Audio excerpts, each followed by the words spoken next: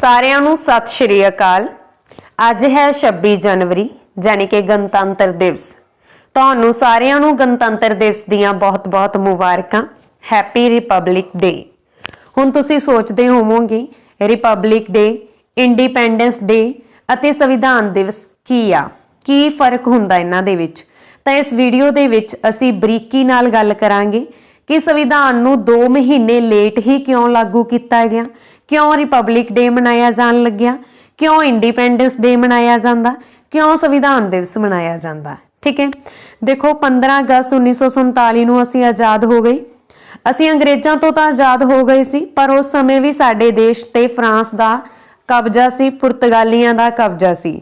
Finally 1961 ਦੇ ਵਿੱਚ ਗੋਆ ਵੀ ਆਜ਼ਾਦ ਹੋ ਗਿਆ ਸੀ ਪੁਰਤਗਾਲੀਆਂ ਤੋਂ। ਲਾਸਟ ਤੇ ਗੋਆ ਆਜ਼ਾਦ ਹੋਇਆ ਸੀ। ਠੀਕ ਹੈ, ਪਰ ਅਸੀਂ ਤਾਂ ਆਜ਼ਾਦ ਹੋ ਗਏ ਸੀ। ਹੁਣ ਆਪਣੇ ਤੇ ਕਿਸ ਦਾ ਸ਼ਾਸਨ ਆ? ਕਿਸੇ ਦਾ ਵੀ ਸ਼ਾਸਨ ਨਹੀਂ ਸੀ। ਇਸ ਕਰਕੇ 15 ਅਗਸਤ ਨੂੰ ਤਾਂ ਅਸੀਂ ਆਜ਼ਾਦ ਹੋਏ।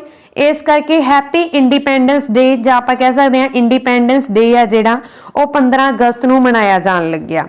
ਪਰ ਅੰਗਰੇਜ਼ਾਂ ਨੇ ਕਿਹਾ ਸੀ ਅਸੀਂ ਤਾਂ ਹੀ ਛੱਡ ਕੇ ਜਾਵਾਂਗੇ ਜੇਕਰ ਤੁਸੀਂ ਸੰਵਿਧਾਨ ਬਣਾ ਲੈਂਦੇ ਹੋ। ਤਾਂ ਸਾਡਾ ਸੰਵਿਧਾਨ 1946 ਤੋਂ 1949 ਦੇ ਵਿੱਚ ਬਣਿਆ, ਜੋ 26 ਨਵੰਬਰ 1949 ਨੂੰ ਬਣ ਕੇ ਤਿਆਰ ਹੋ ਗਿਆ। ਇਸ ਲਈ 26 ਨਵੰਬਰ 1949 ਨੂੰ ਕਹਿੰਦੇ ਆ ਸੰਵਿਧਾਨ ਦਿਵਸ। ਪਰ ਜਦੋਂ ਤੱਕ ਸੰਵਿਧਾਨ ਲਾਗੂ ਨਹੀਂ ਹੋਇਆ ਅਸੀਂ ਕਿਵੇਂ ਕਹਿ ਸਕਦੇ ਹਾਂ ਕਿ ਸਾਡੇ ਉੱਪਰ ਕਿਸ ਦਾ ਸ਼ਾਸਨ ਆ? ਠੀਕ ਹੈ, ਜੇਕਰ ਅਸੀਂ ਰਿਐਲਿਟੀ ਦੇ ਵਿੱਚ ਦੇਖੀਏ ਤਾਂ ਸਾਡੇ ਉੱਪਰ ਸੰਵਿਧਾਨ ਦਾ ਹੀ ਸ਼ਾਸਨ ਆ। ਪ੍ਰਧਾਨ ਮੰਤਰੀ, ਰਾਸ਼ਟਰਪਤੀ, ਸੁਪਰੀਮ ਕੋਰਟ ਸਭ ਕੁਝ ਸੰਵਿਧਾਨ ਦੇ ਅਧੀਨ ਹੀ ਆਉਂਦਾ ਵਾ। ਠੀਕ ਹੈ, ਪਰ ਸੰਵਿਧਾਨ ਬਣ ਤਾਂ ਗਿਆ ਸੀ, ਇਹ ਲਾਗੂ ਨਹੀਂ ਹੋਇਆ ਸੀ। ਇਸ ਨੂੰ 2 ਮਹੀਨੇ ਬਾਅਦ ਲਾਗੂ ਕੀਤਾ ਗਿਆ। 26 ਜਨਵਰੀ 1950 ਨੂੰ ਲਾਗੂ ਕੀਤਾ ਗਿਆ। ਜਿਸ ਦਿਨ ਸੰਵਿਧਾਨ ਲਾਗੂ ਹੋਇਆ ਅਸੀਂ ਮਨਾਉਂਦੇ ਆ ਰਿਪਬਲਿਕ ਡੇ।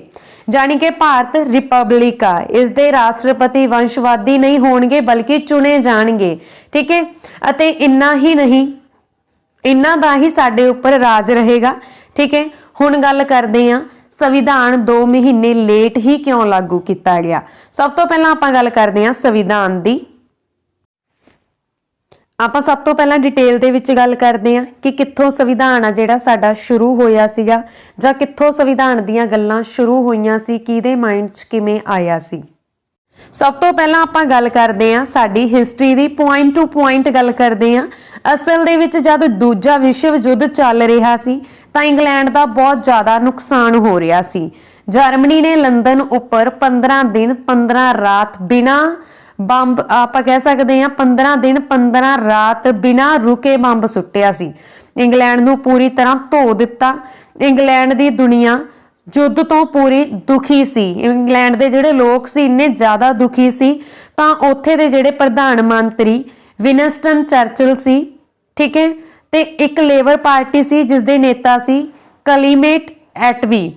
ਪਰ ਕਲੀਮੇਟ ਐਟਲੀ ਨੇ ਕਿਹਾ ਸੀ ਕਿ ਜੇਕਰ ਸਾਡੀ ਸਰਕਾਰ ਆਵੇਗੀ ਤਾਂ ਅਸੀਂ ਭਾਰਤ ਨੂੰ ਸੁਤੰਤਰ ਕਰ ਦੇਵਾਂਗੇ, ਅਤੇ ਭਾਰਤੀਆਂ ਨੇ ਉਹਨਾਂ ਦਾ ਸਾਥ ਦਿੱਤਾ। ਤਾਂ ਜਿਵੇਂ ਹੀ ਕਲੀਮੇਟ ਐਟਲੀ ਦੀ ਸਰਕਾਰ ਬਣੀ ਉਹਨਾਂ ਨੇ ਭਾਰਤ ਨੂੰ ਸੁਤੰਤਰ ਕਰਨ ਲਈ ਉਹ ਮੰਨੇ ਤੇ ਉਹਨਾਂ ਨੇ ਆਪਣੇ 3 ਕੈਬਨਿਟ ਮੰਤਰੀਆਂ ਨੂੰ ਭਾਰਤ ਭੇਜਿਆ। 1946 ਦੇ ਵਿੱਚ ਉਹ ਮੰਤਰੀ ਭਾਰਤ ਆਏ ਜਿਸ ਨੂੰ ਅਸੀਂ ਕੈਬਨਿਟ ਮਿਸ਼ਨ ਕਹਿੰਦੇ ਆ। ਹੁਣ ਇਹ ਕੈਬਨਿਟ ਮਿਸ਼ਨ ਦੇ 3 ਮੈਂਬਰ ਸੀ, ਕਰਿਪਸ, ਅਲੈਗਜ਼ੈਂਡਰ ਅਤੇ ਲਾਰੈਂਸ। ਇਹਨਾਂ ਦਾ ਲੀਡਰ ਸੀ ਲਾਰੈਂਸ। ਇਹਨਾਂ ਨੇ ਭਾਰਤ ਨੂੰ 3 ਕੰਮ ਦਿੱਤੇ ਸੀਗੇ। ਪਹਿਲਾ ਸੀਗਾ ਅੰਤਰਿਮ ਸਰਕਾਰ ਬਣਾਓ। ਇਹਨਾਂ ਨੇ ਭਾਰਤ ਨੂੰ ਕਿਹਾ ਕਿ ਤੁਸੀਂ ਪਹਿਲਾਂ ਅੰਤਰਿਮ ਸਰਕਾਰ ਬਣਾਓ ਅਤੇ ਅਗਲੇ 5 ਸਾਲਾਂ ਤੱਕ ਸਿੱਖੋ ਕਿ ਸਰਕਾਰ ਨੂੰ ਚਲਾਉਣਾ ਕਿਵੇਂ ਆ। ਇਸ ਲਈ ਤਾਂ ਦੇਖੋ ਆਜ਼ਾਦ ਅਸੀਂ 1947 ਦੇ ਵਿੱਚ ਹੋਏ ਸੀ, ਪਰ ਪ੍ਰਧਾਨ ਮੰਤਰੀ ਦੀਆਂ ਚੋਣਾਂ 1951 ਦੇ ਵਿੱਚ ਹੋਈਆਂ ਅਤੇ 1952 ਦੇ ਵਿੱਚ ਪ੍ਰਧਾਨ ਮੰਤਰੀ ਬਣ ਗਏ। ਫਿਰ ਇਹ ਕਿਹਾ ਕਿ ਤੁਸੀਂ ਆਪਣਾ ਸੰਵਿਧਾਨ ਬਣਾ ਲਓ, ਜਦ ਤੱਕ ਸੰਵਿਧਾਨ ਲਾਗੂ ਨਹੀਂ ਹੋ ਜਾਂਦਾ ਅਸੀਂ ਤੁਹਾਡੀ ਦੇਖ ਰੇਖ ਕਰਾਂਗੇ। ਠੀਕ ਹੈ, ਜਿਵੇਂ ਹੀ ਸੰਵਿਧਾਨ ਲਾਗੂ ਹੋ ਜਾਂਦਾ ਅਸੀਂ ਚਲੇ ਜਾਵਾਂਗੇ। ਫਿਰ ਕੈਬਨਿਟ ਮਿਸ਼ਨ ਦੇ ਆਧਾਰ ਤੇ ਸੰਵਿਧਾਨ ਬਣਨ ਦੀ ਪ੍ਰਕਿਰਿਆ ਚਾਲੂ ਹੋ ਗਈ। ਸੰਵਿਧਾਨ ਕੌਣ ਬਣਾਏਗਾ? ਇਸ ਦੇ ਲਈ ਇਨਡਾਇਰੈਕਟ ਇਲੈਕਸ਼ਨ ਆਪਾਂ ਕਹਿ ਸਕਦੇ ਹਾਂ। ਠੀਕ ਹੈ, ਇਨਡਾਇਰੈਕਟ ਇਲੈਕਸ਼ਨ ਕਰਾਈ ਗਈ। ਜਿਹੜੇ ਲੋਕ ਚੁਣੇ ਗਏ ਉਹਨਾਂ ਨੂੰ ਸੰਸਦ ਦੇ ਸੈਂਟਰਲ ਹਾਲ ਦੇ ਵਿੱਚ ਰੱਖਿਆ ਗਿਆ। ਅੱਜ ਵੀ ਜੇਕਰ ਭਾਰਤ ਵਿੱਚ ਕੋਈ ਵਿਦੇਸ਼ੀ ਮਹਿਮਾਨ ਆਉਂਦਾ, ਕੋਈ ਪਰੰਪਰਾ ਹੁੰਦੀ ਹੈ ਤਾਂ ਉਸ ਨੂੰ ਸੈਂਟਰਲ ਹਾਲ ਵਿੱਚ ਹੀ ਬਿਠਾਇਆ ਜਾਂਦਾ। ਸੈਂਟਰਲ ਹਾਲ ਵਿੱਚ ਬੈਠ ਕੇ ਸੰਵਿਧਾਨ ਲਿਖਿਆ ਗਿਆ। 1946 ਵਿੱਚ ਦੇਖੋ 1946 ਦੇ ਵਿੱਚ ਜਦੋਂ ਸੰਵਿਧਾਨ ਸਭਾ ਦਾ ਗਠਨ ਕੀਤਾ ਗਿਆ ਉਸ ਸਮੇਂ 399 ਮੈਂਬਰ ਸੀ, ਕਿਉਂਕਿ ਉਸ ਸਮੇਂ ਭਾਰਤ ਬਹੁਤ ਵੱਡਾ ਸੀ। ਨਾ ਬੰਗਲਾਦੇਸ਼ ਅਲੱਗ ਕੀਤਾ ਗਿਆ ਸੀ ਅਤੇ ਨਾ ਹੀ ਪਾਕਿਸਤਾਨ ਅਲੱਗ ਕੀਤਾ ਗਿਆ ਸੀ। ਪਰ 1 ਸਾਲ ਬਾਅਦ ਹੀ ਭਾਰਤ ਦੀ ਵੰਡ ਹੋ ਗਈ। ਜੋ ਲੋਕ ਪਾਕਿਸਤਾਨ ਤੋਂ ਚੁਣੇ ਗਏ ਸੀ ਉਹ ਉਧਰ ਹੀ ਚਲੇ ਗਏ ਤੇ ਵੰਡ ਤੋਂ ਬਾਅਦ 1947 ਦੇ ਵਿੱਚ 299 ਮੈਂਬਰ ਬਚ ਗਏ। ਇਹਨਾਂ ਨੇ ਮਿਲ ਕੇ ਪੂਰੇ ਸੰਵਿਧਾਨ ਨੂੰ ਅੱਗੇ ਵਧਾਇਆ। ਫਾਈਨਲੀ ਜਦ ਸੰਵਿਧਾਨ ਬਣ ਕੇ ਤਿਆਰ ਹੋਇਆ ਉਸ ਸਮੇਂ ਕਈ ਲੋਕਾਂ ਦਾ ਦੇਹਾਂਤ ਹੋ ਗਿਆ ਤੇ ਜਦੋਂ ਸੰਵਿਧਾਨ ਬਣ ਕੇ ਤਿਆਰ ਹੋਇਆ 284 ਲੋਕ ਇਸ ਦੇ ਮੈਂਬਰ ਸਨ, ਜਿਸ ਦੇ ਵਿੱਚੋਂ 15 ਮਹਿਲਾਵਾਂ ਸੀ। ਹੁਣ 284 ਲੋਕਾਂ ਦੇ ਦਸਖਤ ਆ ਸੰਵਿਧਾਨ ਦੇ ਵਿੱਚ, ਠੀਕ ਹੈ। ਸੰਵਿਧਾਨ ਤੇ 284 ਲੋਕਾਂ ਦੇ ਦਸਖਤ ਕੀਤੇ ਗਏ।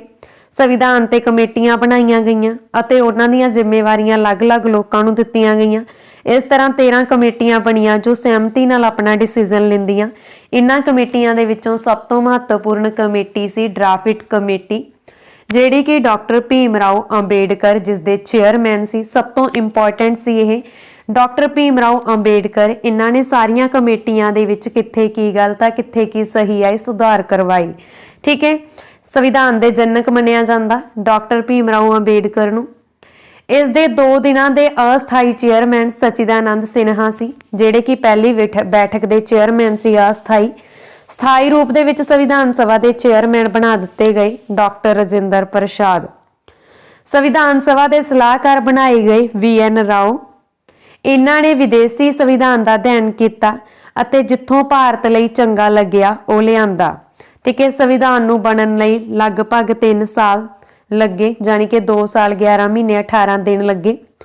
1946 ਤੋਂ ਸ਼ੁਰੂ ਹੋਇਆ ਸੀ, 1949 ਦੇ ਵਿੱਚ ਤਿਆਰ ਹੋਇਆ, ਲਗਭਗ 3 ਸਾਲ ਲੱਗੇ, ਠੀਕ ਹੈ।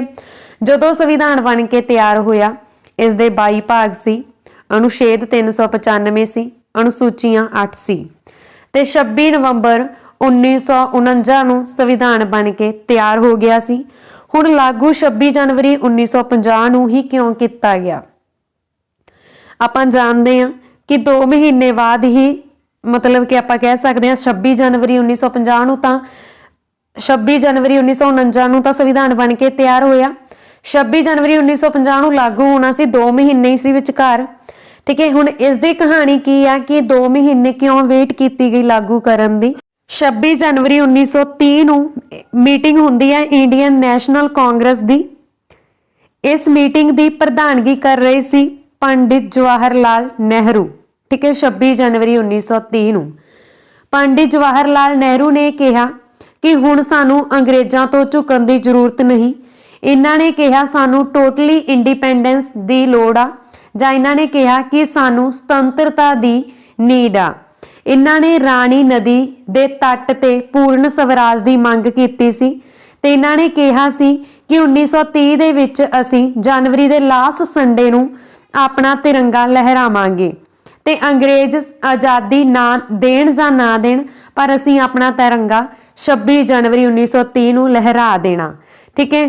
ਆਖਰੀ ਸੰਡੇ 26 ਜਨਵਰੀ ਦਾ ਸੀ ਤਾਂ ਇਹਨਾਂ ਨੂੰ ਆਪਾਂ ਮਿਨੀ ਇੰਡੀਪੈਂਡੈਂਸ ਵੀ ਬੋਲ ਦਿੰਨੇ ਆ। 26 ਜਨਵਰੀ 1930 ਨੂੰ ਜਵਾਹਰ ਲਾਲ ਨਹਿਰੂ ਨੇ ਕਿਹਾ ਸੀ ਕਿ ਹਰ ਭਾਰਤੀ 26 ਜਨਵਰੀ ਨੂੰ ਸੁਤੰਤਰਤਾ ਦਿਵਸ ਮਨਾਏਗਾ। 26 ਜਨਵਰੀ 1930 ਤੋਂ ਲੈ ਕੇ ਹਰ ਸਾਲ ਆਪਾਂ ਸੁਤੰਤਰਤਾ ਦਿਵਸ ਮਨਾਉਂਦੇ ਰਹੇ। ਫਿਰ ਜਦ ਸੰਵਿਧਾਨ ਬਣ ਗਿਆ ਤਾਂ ਇਸ ਦਾ ਮਤਲਬ ਸੀ ਅਸੀਂ ਸੰਵਿਧਾਨ ਦੇ ਅਧੀਨ ਹੋ ਗਏ ਹਾਂ, ਠੀਕ ਹੈ। 26 ਜਨਵਰੀ 1950 ਨੂੰ ਜਦੋਂ ਸੰਵਿਧਾਨ ਬਣ ਗਿਆ ਸੀ ਤਾਂ ਇਸ ਦਾ ਮਤਲਬ ਸੀ ਕਿ ਅਸੀਂ ਸੰਵਿਧਾਨ ਦੇ ਅਧੀਨ ਆ। ਹੁਣ ਜਿਹੜਾ ਤਿਉਹਾਰ ਆਉਂਦਾ ਪਿਛਲੇ 20 ਸਾਲਾਂ ਤੋਂ ਮਨਾਇਆ ਜਾ ਰਿਹਾ ਸੀ, ਅਸੀਂ 2 ਮਹੀਨੇ ਤਾਂ ਵੇਟ ਕਰ ਹੀ ਸਕਦੇ ਸੀ ਉਹਦੇ ਲਈ। ਤਾਂ 26 ਜਨਵਰੀ ਨੂੰ ਜੇਕਰ ਦੇਖੋ ਆਪਾਂ 26 ਜਨਵਰੀ ਨਾ ਡਿਸਾਈਡ ਕਰਦੇ ਤਾਂ ਆਪਾਂ ਉਸ 26 ਨਵੰਬਰ ਨੂੰ ਹੀ ਮਨਾਉਂਦੇ। 26 ਨਵੰਬਰ ਨੂੰ ਹੀ ਆਪਣਾ ਸੰਵਿਧਾਨ ਦਿਵਸ ਮਨਾਉਂਦੇ। 26 ਨਵੰਬਰ ਨੂੰ ਹੀ ਅਸੀਂ ਆਪਣਾ ਰਿਪਬਲਿਕ ਡੇ ਮਨਾਉਂਦੇ। ਤਾਂ ਇਸ 26 ਜਨਵਰੀ ਜਿਹੜਾ 1930 ਨੂੰ ਮਨਾਇਆ ਗਿਆ ਸੀ, ਇਸ ਦਾ ਤਾਂ ਕੋਈ ਫਰਕ ਹੀ ਨਹੀਂ ਰਹਿ ਜਾਣਾ ਸੀ। ਤਾਂ ਇਸ ਕਰਕੇ ਕੀ ਹੋਇਆ ਸੀ ਕਿ ਜਿਹੜਾ 26 ਜਨਵਰੀ ਸੀ ਇਸੇ ਤਰ੍ਹਾਂ ਹੀ ਬਣਿਆ ਰਹੇ, ਇਸ ਨੂੰ ਆਪਾਂ ਜਾਣੀ ਕਿ ਫਿਰ ਸਭ ਨੇ ਭੁੱਲ ਜਾਣਾ ਸੀ 26 ਜਨਵਰੀ 1930 ਨੂੰ। ਠੀਕ ਹੈ, ਇਸ ਕਰਕੇ 26 ਜਨਵਰੀ ਇਸੇ ਤਰ੍ਹਾਂ ਬਰਕਰਾਰ ਰਹੇ, ਇਸ ਕਰਕੇ 26 ਜਨਵਰੀ ਨੂੰ ਰਿਪਬਲਿਕ ਡੇ ਮਨਾਇਆ ਗਿਆ, ਸੰਵਿਧਾਨ ਲਾਗੂ ਕੀਤਾ ਗਿਆ। ਇਸ ਦਿਨ ਰਾਜਪਥ ਤੇ ਪਰੇਡ ਹੁੰਦੀ ਆ, ਜ਼ਿਆਦਾਤਰ ਹਥਿਆਰਾਂ ਨੂੰ ਪ੍ਰਦਰਸ਼ਨ ਕੀਤਾ ਜਾਂਦਾ ਵਾ। ਤੇ ਇਸ ਦਿਨ 26 ਜਨਵਰੀ 1950 ਨੂੰ ਕੀ ਹੋਇਆ ਸੀ, 10:18 ਤੇ ਭਾਰਤ ਗਣਤੰਤਰ ਬਣ ਗਿਆ ਸੀ। ਇਸ ਦਿਨ 10:24 ਤੇ ਡਾਕਟਰ ਰਜਿੰਦਰ ਪ੍ਰਸਾਦ ਭਾਰਤ ਦੇ ਪਹਿਲੇ ਰਾਸ਼ਟਰਪਤੀ ਵਜੋਂ ਉਹਨਾਂ ਨੇ ਸਹੁੰ ਚੁੱਕੀ ਸੀ। ਤਾਂ ਇਸ ਤਰ੍ਹਾਂ ਸਾਡਾ ਭਾਰਤੀ ਸੰਵਿਧਾਨ ਆ ਜਿਹੜਾ ਪੂਰੀ ਤਰ੍ਹਾਂ ਲਾਗੂ ਹੋ ਗਿਆ ਸੀ ਤੇ 26 ਜਨਵਰੀ 1950 ਨੂੰ ਰਿਪਬਲਿਕ ਡੇ ਮਨਾਇਆ ਜਾਣ ਲੱਗਾ।